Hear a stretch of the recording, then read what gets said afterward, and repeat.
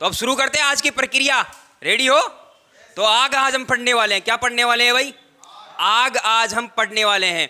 आग जो है मुख्य 3 कारकों से मिलकर के बनती है। किस किस से? ऑक्सीजन। ठीक है, किस किस से? ऑक्सीजन से।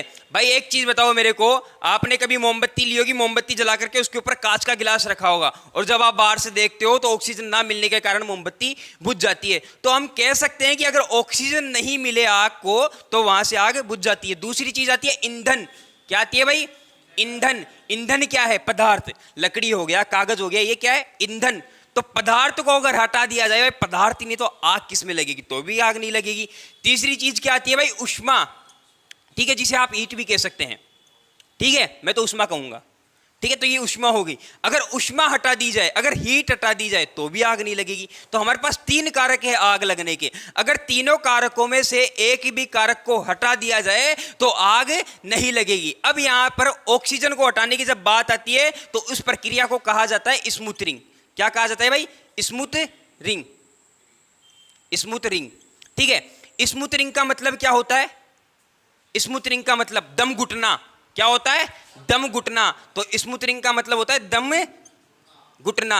भाई आपने मोमबत्ती दबा दी, मोमबत्ती आपने दबा दी, मोमबत्ती में जो आग है उसका क्या हुआ? दम घुटा, और दम घुटा तो वहां पर हमारी मोमबत्ती बुझ गई। ईंधन। अगर यहां पर हमारे पास ईंधन है तो ईंधन को हम क्या कह सकते हैं भाई? अगर ईंधन को कम किया जाता है उसे कहा जाता है स्टारविंग। क्या कहा जाता है? स्टारविंग। ठीक है, स्टारविंग। अब ये जो स्टारविंग है इसका मतलब होता है भूखे मरना। क्या होता है? भूखे मरना। मतलब आपके पास एक चीज बताओ, आपके पास खाने के लिए कोई औजार, कोई भी चीज नहीं है तो आप भूखे ही मरोगे। ठीक है, अब आप भूखे मर रहे हो तो आपके पास खाना नहीं है, तो इसके मतलब ईंधन नहीं है तो आग नहीं लगेगी। और अगर ईंधन नहीं है, कोई चीज की कमी है, तो उसे कहते हैं भूखे मरना। उसे कहते हैं भूखे मरना। तो ये स्टारविंग का मतलब होता है भूखे मरना। और अगर इसको कम करने की प्रक्रिया की बात की जाए तो कूलिंग की आवश्यकता होगी। किसकी आवश्यकता? कूलिंग की। भाई आग है, आग को तो पानी से ही बुझाया जा सकता है, तो आग को जब भी पानी से बुझाने की बात आती है उसे कहते हैं कूलिंग करना। मतलब आपको अगर इन तीनों में से किसी भी कारक को कम करना है, अगर ऑक्सीजन को कम करना है तो स्टारविंग विधि का प्रयोग करना होगा। स्टारविंग का मतलब है वहां से ऑक्सीजन को हटाना होगा। ऑक्सीजन को नहीं हटा सकते तो वहां से आपको फिर स्टारविंग यहां पर आएगी या स्मूथरिंग। ठीक है, स्टारविंग का प्रयोग आपको यहां करना होगा, मतलब आपको ईंधन को हटाना होगा। और अगर आप उसको भी नहीं हटा सकते, उष्मा को हटाइए, पानी डालिए, कूलिंग कीजिए। ठीक है, कूलिंग कर दीजिए, मतलब ठंडा कर दीजिए, तो भी आग बुझ सकती है। तो ये 3 कारक होते हैं मेन आग लगने के। 3 कारक होते हैं। तो तीनों कारकों पर हमने बात की। कह सकते हैं कि अगर इन तीनों में से, ठीक है, इन तीनों में से एक भी कारक ना हो, एक भी कारक ना हो तो आग नहीं लगेगी। ठीक है, नहीं लगेगी। बात समझ में आ गई? अब बात आती है, आग तो लग गई साहब, सर आग कहां पर लगी है? उसके अकॉर्डिंग आग भी तो कई प्रकार की होती होगी। बिल्कुल होती है, आग कई प्रकार की होती है, जिसमें सबसे पहले आता है क्लास ए या श्रेणी ए। ठीक है, तो मैं यहां पर लिख लेता हूं शुद्ध हिंदी में श्रेणी ए की आग। श्रेणी ए में वह आग आएगी जो किसी भी पदार्थ में लगती हो। पदार्थ का मतलब लकड़ी, कागज, कपड़ा, इन सभी में जो आग लगती है उसे हम क्या कहते हैं भाई? श्रेणी ए। तो यहां पर लिख लीजिए लकड़ी, कपड़ा या जूट पदार्थ, या जूट पदार्थ। ठीक है, जूट पदार्थों में लगी हुई आग श्रेणी ए के अंतर्गत आती है। दूसरी आती है श्रेणी बी। श्रेणी बी देखिए, सबसे पहले ठोस आ गया। ठोस को हम पकड़ सकते हैं। ठीक है, ठोस को हम पकड़ सकते हैं, ठोस का वजन भी होता है और ठोस हमारे हाथ में भी आ जाता है। इसके बाद वह कौन सी चीज है जिसको हम छू तो सकते हैं लेकिन पकड़ नहीं सकते? हाँ, द्रव्य। ठीक है, तो द्रव्य पदार्थों में लगी हुई आग, द्रव्य पदार्थों में लगी हुई आग को हम क्या कहते हैं भाई? श्रेणी बी में लगी हुई आग। कौन सी आग? श्रेणी बी में लगी हुई आग। अब इसके बाद कौन सी आग आती है?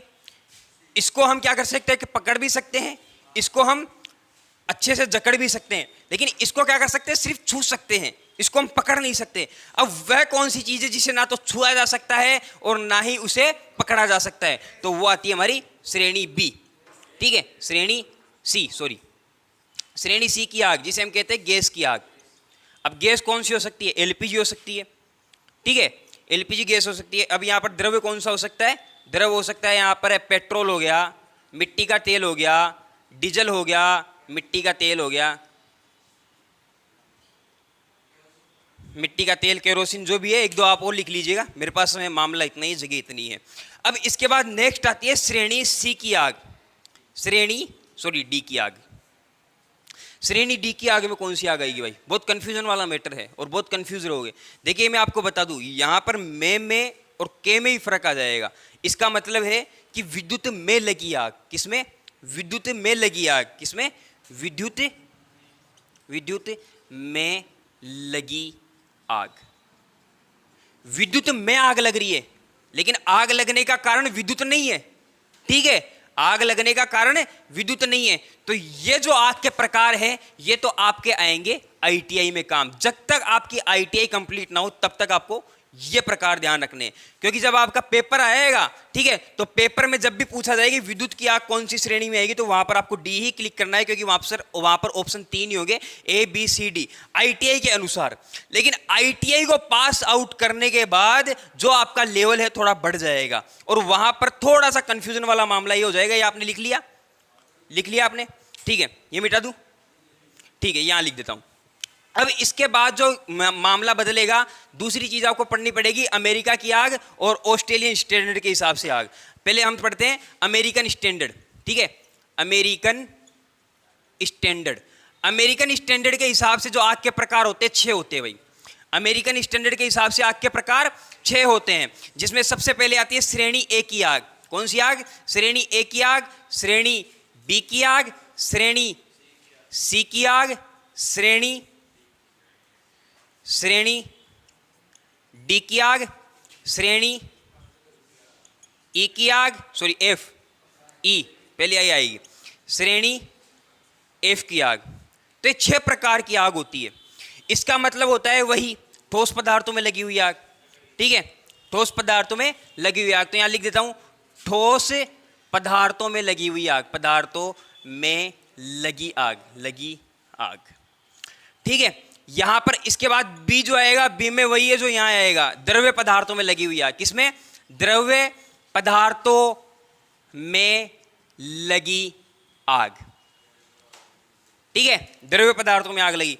अब कंफ्यूजन यहां आएगा, अब कंफ्यूजन यह आएगा, यही चीज है, बिल्कुल गैस ही है, एलपीजी, ठीक है, एलपीजी, या फिर हम कह सकते हैं गैसों में लगी आग, गैसों में लगी आग कह सकते हैं भाई, गैसों में लगी आग। श्रेणी डी में याद रखना मामला चेंज हो चुका है,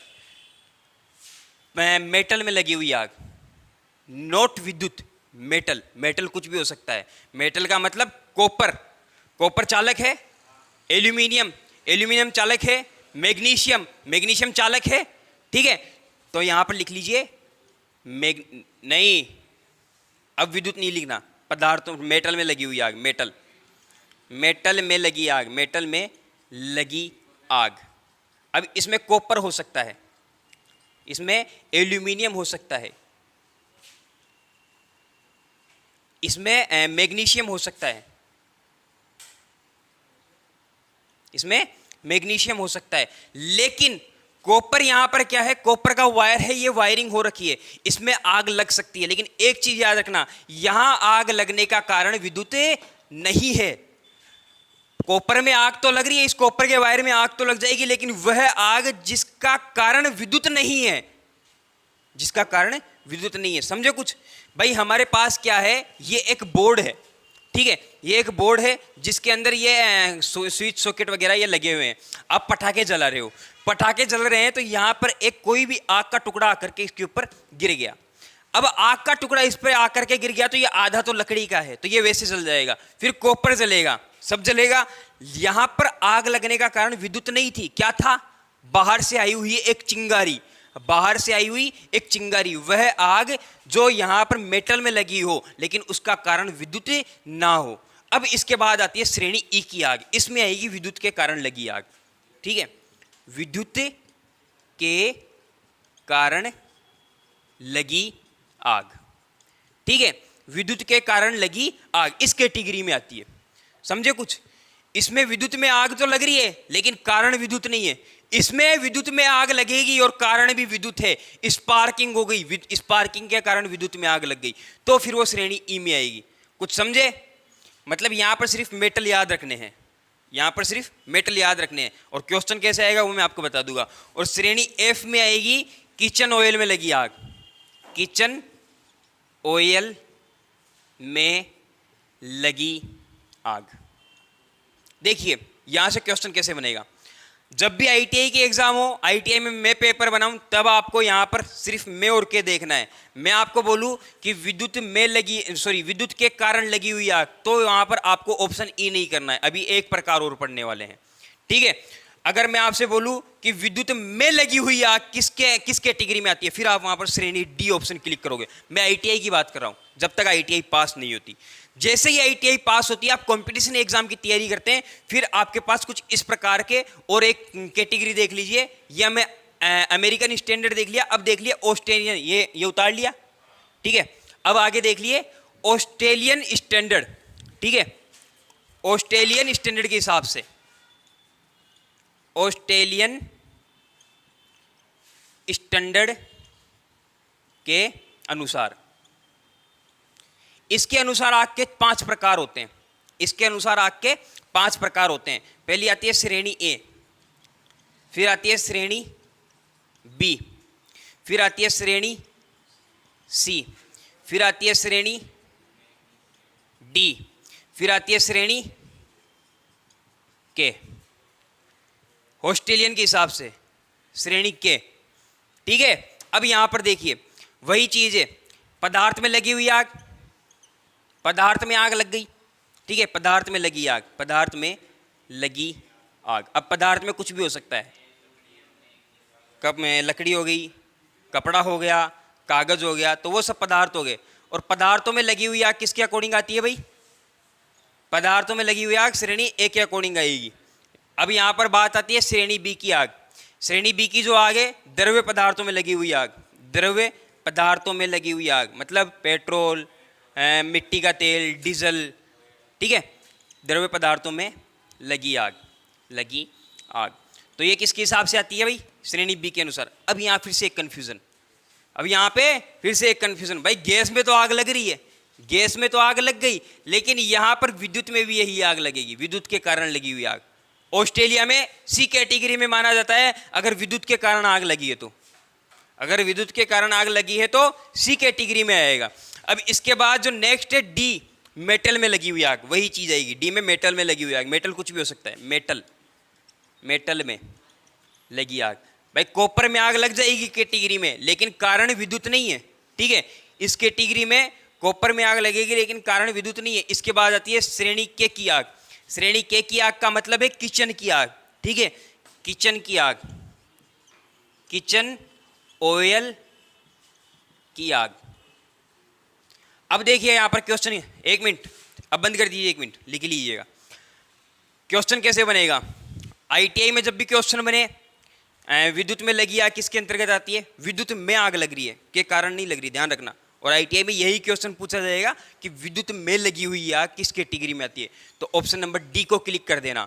चाहे आप मेन एग्जाम दे रहे हो और वहां पर क्वेश्चन आ जाए कि विद्युत के कारण लगी हुई आग किस कैटेगरी में आ रही है, फिर आपको वहां पर ऑप्शन नंबर डी ही क्लिक करना है, ठीक है, श्रेणी डी ही क्लिक करना है, क्योंकि मामला आईटीआई का है और आईटीआई में उसी को ठीक माना जाएगा। अब बात करते हैं आईटीआई से बाहर निकलने की। अगर आईटीआई से बाहर निकलते ही आपका एग्जाम लग रहा है और उसमें विद्युत के कारण लगी हुई आग श्रेणी ई है और वहां पर श्रेणी सी ऑप्शन नहीं है, तो वहां पर श्रेणी ई को क्लिक करना है, ठीक है, श्रेणी ई को क्लिक करना है। लेकिन अगर श्रेणी ई नहीं है और श्रेणी सी दे दी गई है, तो वहां पर फिर श्रेणी सी को क्लिक करना है। और दोनों में से हमेशा एक ही देंगे, दोनों नहीं देंगे, यह मैं बताता हूं आपको, ठीक है, दोनों में से हमेशा एक ही देंगे, या तो ई दे देंगे या सी दे देंगे। और हमारे पास जो ज्यादातर मानी जाती है श्रेणी सी में ही मानी जाती है, हमारे पास, हमारे इंडिया में सी में ही मानी जाती है। अब पहचान कैसे करें भाई, अग्निशामक यंत्र होते हैं आग बुझाने वाले, उनकी पहचान कैसे करें। आप जब इसकी पहचान करते हो तो इसके ऊपर त्रिभुज का निशान आता है, इसके ऊपर त्रिभुज का निशान आता है। फिर नेक्स्ट जो निशान आएगा वो आएगा आयत का। श्रेणी बी की आग को बुझाने के लिए जो भी यंत्र प्रयोग में लिया जाएगा उसके ऊपर आयत का निशान आएगा, और श्रेणी सी की आग को बुझाने के लिए उसके ऊपर एक वर्त का निशान आएगा, और यहाँ पर स्टार का निशान आएगा। श्रेणी डी की जिस यंत्र से बुझाएगा उस यंत्र पे स्टार का निशान आएगा, और यहाँ पर जो श्रेणी के की आग है उसको बुझाने के लिए जो भी यंत्र होगा उसके ऊपर षटभुज का निशान आएगा। किसका निशान आएगा? षटभुज का निशान आएगा। तो आग हो गई। आग के हमने कितनी बार देखे? 3 तरीके हमने देखे। कहाँ पर कौन सा तरीका लेना है वो मैंने आपको बता दिया। ITI में विद्युत के कारण लगी हुई आग श्रेणी डी में आएगी। ITI के बाद अगर ऑप्शन में ई है तो ई क्लिक कीजिएगा, अगर ऑप्शन में सी है तो सी क्लिक कीजिएगा, ठीक है। और अगर दोनों हैं तो वहां पर फिर ई क्लिक कीजिएगा, ठीक है। समझ में आ गई कोई बात? इस तरह से आपको एग्जाम में आपके क्वेश्चनों का जवाब देना है। ITI में जब आएगी डी देना है। ITI में जब भी आएगी तो उसमें डी देना है। और ITI का क्वेश्चन मैं आपको बता दूं, ITI में जब भी आपका क्वेश्चन बनेगा उसमें यही पूछा जाएगा कि विद्युत में लगी हुई आग किस कैटेगरी में आएगी। तो विद्युत में लगी हुई आग तो साथियों श्रेणी डी में ही आती है। लेकिन अगर कोई विद्युत के कारण लग रही है ना, फिर वो डी कैटेगरी में नहीं आएगी, फिर वो ई में या सी में चली जाएगी। विद्युत के कारण कॉपर है, कॉपर एक चालक है, इसमें से लाइट फ्लो, करंट फ्लो हो रहा है। लेकिन अगर आप यहां से नीचे से रॉकेट लगाओ और रॉकेट से उस वायर में आग लग जाए तो वो आग विद्युत के कारण नहीं लगी है, वो आग विद्युत के कारण नहीं लगी है, लेकिन विद्युत में आग लगी है, लेकिन विद्युत में आग लगी है तो वो आ जाएगी फिर श्रेणी डी के अंतर्गत। भाई मेटल है, कॉपर है, कॉपर में आग लगी है तो वो डी में आ जाएगी। लेकिन अगर इस वायर में स्पार्किंग हो गई और इस वायर के कारण ही आग लग गई तो वो आएगी फिर श्रेणी ई में या सी में, ठीक है। समझ में आई कोई बात?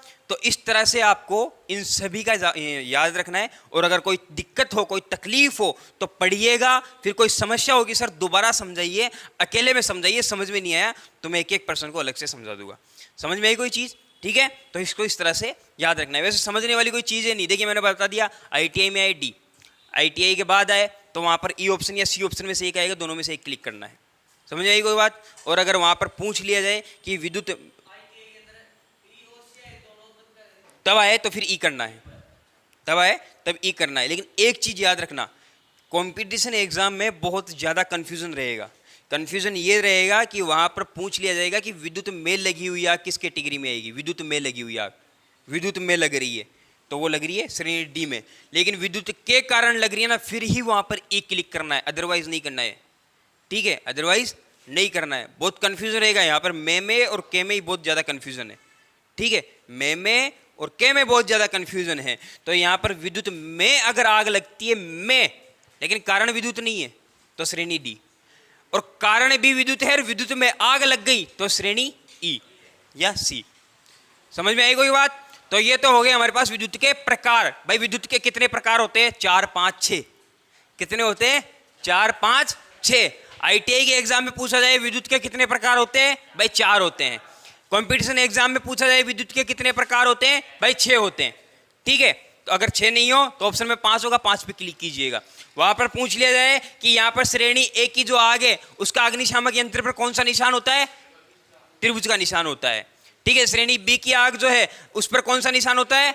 आयत का निशान होता है। श्रेणी सी की आग को बुझाने के लिए जो यंत्र प्रयोग में ले रहे उस पर वर्त का होता है। श्रेणी सी की आग को बुझाने के लिए जो प्रयोग में ले रहे उस पर स्टार का निशान होता है। और श्रेणी के की आग, किचन की आग को जो यंत्र बुझाने के लिए प्रयोग में ले रहे उस पर षटभुज का निशान होता है। समझ में आई कोई चीज? बहुत डीपली मामला है, याद रख लेना, या मेरे याद मैं करवा दूंगा आपको, ठीक है। डरने वाली बात नहीं है भाई। अब यहाँ पर ये तो बात हो गई कि सर आग के प्रकार तो हमने समझ लिए। अब आप हमें ये बताओ कि आग के प्रकारों को जब हम बुझाते हैं तो कौन से यंत्रों से बुझाए, ठीक है, और कौन सी आग को बुझाने के लिए कौन से यंत्र का प्रयोग करें और यंत्रों की पहचान कैसे करें। भाई ये तो मैंने आपको ऑस्ट्रेलिया वाले बताए, हमारे वालों की क्या पहचान है। अब यहाँ पर भी झोल है, ये हमने वहाँ के बता दिए। अब हमारे वाले पढ़ेंगे कि हमारे वाले की पहचान हम कैसे कर सकते हैं। करें, शुरू करें। ये लिख लिया आपने, ठीक है। चलिए आगे चलते हैं और अग्निशामक यंत्र पढ़ते हैं। अग्निशामक यंत्र वीडियो में देख लेना है ना। अग्निशामक यंत्र, अग्निशामक यंत्र। अग्निशामक यंत्र कितने प्रकार के होते हैं भाई? हैं कितने? अग्निशामक यंत्र 5 प्रकार के होते हैं। अग्निशामक यंत्र 5 प्रकार के होते हैं। हेलोन है, हेलोन को प्रकारों में नहीं डाला गया है, वो अलग आता है, ठीक है। इसके बाद सबसे पहले आता है पानी, जो सबसे पहला आता है पानी वाला, ठीक है। सबसे पहला कौन सा आता है? पानी वाला। अग्निशामक यंत्र के प्रकार, के प्रकार, सबसे पहला आता है पानी वाला यंत्र, पानी वाला जिसमें पानी आता है। ये 5 है, 5 प्रकार होते हैं अग्निशामक यंत्रों के, 5 प्रकार होते हैं, ठीक है। अग्निशामक यंत्रों के 5 प्रकार हो गए। सबसे पहला आता है पानी वाला, उसके बाद दूसरा आएगा कौन सा? झाग वाला, झाग वाला यंत्र, झाग वाला, ठीक है। तीसरा आएगा कौन सा? ड्राई पाउडर, शुष्क चूर्ण, ठीक है, ड्राई पाउडर। नेक्स्ट आएगा CO2, कार्बन डाइऑक्साइड। इससे अगला गीला रसायन, ठीक है। तो ये 5 प्रकार के अग्निशामक यंत्र होते हैं। भाई इसकी पहचान कैसे करोगे? इस पर क्या होता है कि एक पट्टी होती है इस तरह की, ठीक है, और उस पट्टी का रंग लाल होता है, पट्टी का रंग लाल होता है। इसी प्रकार से पट्टी बना लीजिए, उसके बीच में लाल लिख लीजिए। पानी वाला यंत्र, ठीक है, हाँ, पानी वाला यंत्र जिसमें पानी भरा होता है, जिसमें पानी भरा होता है, उसमें कौन सा होता है भाई? लाल होता है, मतलब उसकी पट्टी जो होती है लाल कलर की होती है। इसके बाद जो झाग वाला होता है क्रीम कलर की उसकी होती है पट्टी। अब क्रीम कलर कौन सा होता है? ठीक है, क्रीम कलर, क्रीम कलर। अपनी जो स्किन है बिल्कुल गोरा चिट्टा आदमी, वो क्रीम आदमी है, ठीक है। वो देखो वो बैठा, बाबूलाल बेटा, ठीक है। ड्राई पाउडर ऐसे लिख लीजिए, नहीं आप समझ जाओगे, हाँ वैसे लिख सकते हो, आप लिख सकते हो, वैसे जगह नहीं बचेगी आपकी कॉपी में, इसलिए इस तरह से आप लिख सकते हो। इसके बाद जो आती है, इसके ऊपर जो पट्टी होती है उसका रंग होता है नीला। कौन सा होता है भाई? नीला। एक एक चीज पूछ लूंगा मैं एग्जाम में। इसके बाद जो आता है काला, CO2 के अंदर काला, और लास्ट में आता है पीला। इस तरह से हम देखेंगे। अगर मान लीजिए लाल पट्टी है तो हम समझ जाएंगे कि इसके अंदर पानी भरा हुआ है। अगर मान लीजिए कि क्रीम कलर की पट्टी है, फिर वहां पर आपको समझ जाना इसके अंदर झाग भरे हुए। अगर आपके पास ड्राई पाउडर है तो ड्राई पाउडर पे नीले रंग की एक पट्टी होगी, ठीक है, और उसमें लिखा होगा नीला। यहाँ पर CO2 है तो CO2 के ऊपर काले रंग की पट्टी होगी और गीले रसायन पर पीले रंग की पट्टी होगी। तो ये तो हो गई भाई पट्टियों की बात। अब इसके बाद जो बात आती है कि कौन सी आग को बुझाने के लिए इसका प्रयोग करते हैं, श्रेणी ए की आग को बुझाने के लिए। पानी है, श्रेणी ए में कौन सी आग होती है? हैं? पदार्थ, पदार्थ कह सकते हैं, ठोस पदार्थ। ठोस पदार्थों में लगी हुई आग को पानी से बुझ सकते हैं। लकड़ी में आग लग गई, पानी से बुझेगी। इसके बाद आती है झाग वाला यंत्र। तो झाग वाले यंत्र में श्रेणी ए और श्रेणी बी। श्रेणी ए में कौन सी आग आती है? श्रेणी ए में वही आग। अब यहां पर बात आ गई श्रेणी बी की, और बात आ गई श्रेणी बी। श्रेणी बी में कौन सी आग आ गई भाई? द्रव्य पदार्थों में लगी हुई आग। अब यहां पर द्रव्य पदार्थों में जो आग लगी है, द्रव्य पदार्थों में जो आग लगी है उसको बुझाने का सिर्फ एक तरीका है, उसके ऊपर झाग ही झाग बिछ जाए, जिससे कि उसको सांस ही ना आए। अगर आप पानी मिलाओगे तो पानी से वो और तरल हो जाएगा, फैल जाएगा, आग और फैल जाएगी, ठीक है। पानी वहाँ पर नहीं मिलाना है, वहाँ पर झागों का प्रयोग करना है। उनके ऊपर जो भी आपका तरल पदार्थ है उस पर झाग जम जाने चाहिए, जिससे कि उसको ऑक्सीजन ना मिले और वो बुझ जाए। तो यहाँ पर ए और बी की आग को हम झाग वाले यंत्र से बुझा सकते हैं।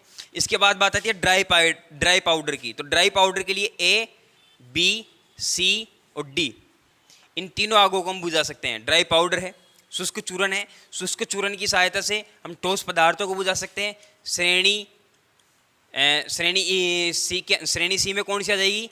गैस में लगी हुई आग, तो गैस की आग को भी बुझा सकते हैं। और हमारे पास श्रेणी डी में कौन सी आ जाएगी? मेटल में लगी हुई आग, ठीक है, मेटल में लगी हुई आग, तो वो भी हम इससे बुझा सकते हैं। समझ में आ रहा है? कुछ जा रहा है अंदर, ठीक है, याद करना पड़ेगा, याद रखिएगा। अब इसके बाद आती है कार्बन डाइऑक्साइड, CO2, यानी कि कार्बन डाइऑक्साइड। इसका जो प्रयोग करते हैं, इसका प्रयोग करते हैं विद्युत की आग और क्लास डी की आग। विद्युत आग, विद्युत आग और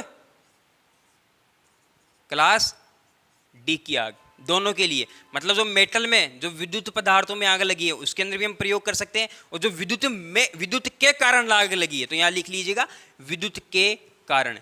विद्युत के कारण जो आग लग चुकी है उसके अंदर भी हम यहाँ पर CO2 का प्रयोग कर सकते हैं, कार्बन डाइऑक्साइड का प्रयोग कर सकते हैं। इसके बाद बात आती है गीले रसायन की। तो गीले रसायन का हम प्रयोग करते हैं क्लास ए, श्रेणी ए लिख लीजिए यार, ठीक है, श्रेणी ए और एफ में। मतलब किचन की आग और ठोस पदार्थों में जो लगी आग है वो हम गीले पदार्थों से बुझाएंगे। गीला एक पदार्थ आता है, इलेक्ट्रोलाइट की तरह ये पदार्थ आता है, ठीक है, आ रहा हूँ, वेट कीजिए थोड़ा, ठीक है। तो इसके बाद क्या बात आ गई भाई, यहां पर कौन सी आग को किसको बुझा सकते हैं, तो यहां लिख लेता हूं पट्टी का रंग। पट्टी का रंग कैसा होगा ये देख लीजिएगा, यहां पर आएगा कौन सी श्रेणी की, कौन सी श्रेणी की आग को हम बुझा सकते हैं, तो वो आ गए सारे। अब इसके बाद जो बात आएगी वो आएगी साथियों कि कहां कहां पर प्रयोग नहीं कर सकते, या फिर कहां कहां पर प्रयोग, कुछ विशेष बातें इनके बारे में जो कि मैं आपको बता दूं, कुछ विशेष बातें। इसकी विशेष बात यह है, ठीक है, इसकी विशेष बात यह है कि द्रव्य, ठीक है, द्रव्य और विद्युत में इसका प्रयोग ना करें, विद्युत में इसका प्रयोग ना करें, ठीक है। तो ये होगी विशेषता, ये हो गई विशेषता। समझ में आया कुछ? हाँ बताइए। हाँ धीरे चल रही है ना, ठीक है। तो यहाँ पर ये आ गया भाई, कहाँ कहाँ पर प्रयोग नहीं करे, द्रव्य पदार्थों में। द्रव्य में अगर आप पानी मिला दोगे तो वो गीला हो जाएगा और हल्का हो जाएगा, फैल जाएगा, आग फैल जाएगी। दूसरा है विद्युत में, भाई विद्युत में आप पानी का छिड़काव कर दोगे तो ब्लास्ट भी हो जाएंगे, आग तो लगी रही है, ब्लास्ट भी हो जाएंगे, तो वहां पर भी आपको नहीं करना है। अब यहाँ पर किचन की आग में प्रयोग ना करें, इसका है किचन की आग में प्रयोग ना करें, किचन की आग में, किचन की आग, ठीक है, किचन की आग में प्रयोग ना करे, किचन की आग में प्रयोग ना करे। और इसके साथ कौन सा आ जाएगा भाई, विद्युत की आग में भी प्रयोग नहीं करना है, विद्युत, ठीक है, विद्युत में भी ना करे। समझ में आ गया, विद्युत में भी इसका प्रयोग ना करे। इसके बाद जो नेक्स्ट है वो है ड्राई पाउडर। ड्राई पाउडर का प्रयोग मैंने आपको बताया था कि डी कैटेगरी आ रही है भाई, मेटल में आग लग रही है, लग तो विद्युत में रही है, लेकिन यहां पर अगर मान लीजिए वोल्टेज वहां पर 1000 से ऊपर है, ठीक है, 1000 वोल्टेज से ऊपर है, तो फिर वहां पर आप CO2 का प्रयोग नहीं कर सकते, फिर आप वहां पर इसका प्रयोग नहीं कर सकते। मतलब 1000 वोल्टेज से ऊपर इसका प्रयोग ना करें, ठीक है। और ये एक ऐसी विधि है जिसका प्रयोग आप कहीं भी कर सकते हैं, हर जगह प्रयोग करें, हर जगह का मतलब ऐसा नहीं कि श्रेणी ए में भी, वो तो मैंने आपको बता दिया कि श्रेणी डी में प्रयोग करना है, लेकिन कब करना है, चाहे वोल्टेज 1000 से ऊपर हो, चाहे लाख हो, चाहे 1.5 लाख हो, उससे कोई मतलब नहीं, इसको आप हर जगह इसका प्रयोग कर सकते हैं, हर जगह इसका प्रयोग कर सकते हैं। समझ गए, हर जगह इसका प्रयोग कर सकते हैं। लास्ट एंड फाइनल बचा है उच्च ताप पर प्रयोग कर सकते हैं, मतलब जहां पर मतलब बहुत ज्यादा टेम्परेचर होता है। भाई आप एक चीज बताइए, किचन में जो आग लगती है, किचन का ऑयल बहुत ज्यादा गर्म होता है, ठीक है, जब वो गिर जाता है ना तो उखाड़ लाता है, चमड़ी को उखाड़ लाता है, मतलब टेम्परेचर बहुत ज्यादा है, तो हाई टेम्परेचर पर इसका प्रयोग करें, ठीक है, हाई टेम्परेचर पर, या फिर हाई टेम्परेचर ही लिख लेते हैं भाई, हाई टेम्परेचर पर इसका प्रयोग करें, ठीक है। तो ये तो हो गए हमारे पास विद्युत के प्रकार, और कहां पर हम किसका प्रयोग करते हैं, कौन सी क्लास के लिए हम कौन से उपकरण का प्रयोग करते हैं, ठीक है। सिर मत पकड़िए, अभी वक्त है, ठीक है। तो इसके बाद तो ये बात होगी। अब यहां पर लास्ट एंड फाइनल एक उपकरण बच गया जिसका नाम आता है हेलोन, जिसका नाम आता है हेलोन। हेलोन का प्रयोग कहां करते हैं, किसका, इसके अंदर, इसका प्रयोग 1000 वोल्टेज से ऊपर ना करें, अगर 1000 वोल्टेज से ऊपर वोल्टेज है तो इसका प्रयोग आप नहीं कर सकते। बात समझ में आ गई। अब इसके बाद बात आती है हेलोन की। ये हेलोन है क्या चीज, ये हेलोन है क्या चीज, सबसे पहले तो इस पर बात करते हैं। हेलोन क्या है, CCl4 क्या है, कार्बन टेट्रा क्लोराइड, क्या है, CCl4, ठीक है। या फिर आप इसे लिख सकते हैं कार्बन टेट्रा, CTC आप इसे लिख सकते हैं। तो कार्बन टेट्रा क्लोराइड प्लस, और यहां पर साथियों BCF, bromo chloro dioxide, sorry bromo chloro difluoromethane, बहुत लंबा चौड़ा नाम हो गया, यहां लिख लेते हैं ब्रोमो क्लोरो डाई फ्लोरो, अभी फ्लोरो भी है मेथिन का आएगा अभी, फ्लोरोमेथिन प्लस, और यहां पर आ जाएगा carbon tetra chloride, carbon tetra chloride. तो इन दोनों का मिश्रण जो होता है ना, इन दोनों के मिश्रण से क्या बनता है, हेलोन बनता है। पूछ लूंगा मैं कि हेलोन किन किन चीजों से मिलकर के बनता है, CCl4 और BCF। BCF की फुल फॉर्म याद रखनी है, BCF की फुल फॉर्म है ब्रोमो क्लोरो डाइफ्लोरोमेथिन, ठीक है, ब्रोमो क्लोरो डाइफ्लोरोमेथिन, ये इसकी फुल फॉर्म है। प्रयोग कहाँ किया जाता है भाई, इसका प्रयोग इसका कहाँ किया जाता है, विद्युत की आग में, ठीक है, विद्युत आग को बुझाने के लिए, विद्युत आग